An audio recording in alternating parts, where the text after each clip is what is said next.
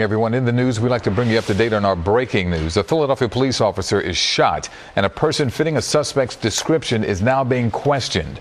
Eyewitness News reporter Dre Clark joins us now from 56 in Lancaster, where the shooting happened very early this morning. Dre, good morning. Yeah, good morning, Yuki. Sergeant Robert Rawson with the 19th Police District is the officer who was shot earlier this morning. He's been with the department for 21 years. Luckily, Sergeant Rawson only received a graze wound, and he has been released from the hospital. Meanwhile, the search for those two suspects involved in the shooting continues. We're here near 56 and Lancaster, and this really has been the main focal point of the search for those suspects. Behind me, you can see a lot of police activity. Again, this really has been the main area police have been searching for those two suspects.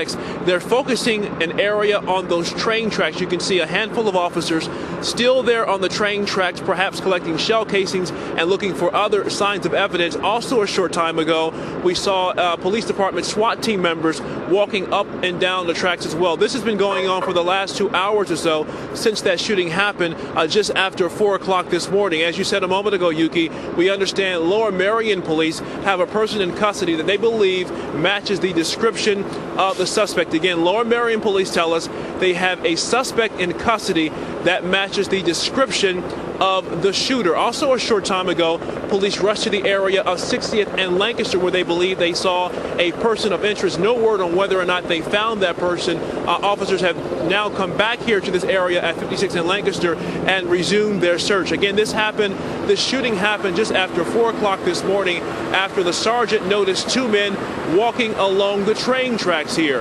A short time ago, Deputy Commissioner Ross held a news conference and he explained and gave more detail on the encounter between the sergeant and those two suspects.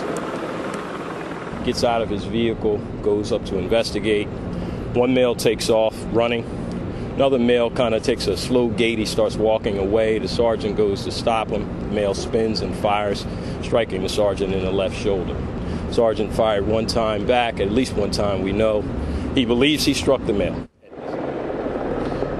Now, Deputy, back here now with a live picture from Chopper 3 HD, you can get a better view of those officers on the train tracks. Also, by the way, the Philadelphia Fire Department is here. They brought in a ladder truck so that officers could get on top of those rooftops, also looking for evidence. And also earlier this morning when the shooting happened, it was very dark out here, so the fire department brought in some extra light to help officers with their investigation. Now, something that the Deputy Commissioner mentioned earlier in his news conference is that part of the reason why the sergeant is alive is because of his quick reflexes. We understand that one of those suspects actually pointed the gun at the sergeant's head, and he was able to smack the gun away out of the suspect's hand, and that perhaps saved his life. Again, that officer, Sergeant Rawson, is now out of the hospital.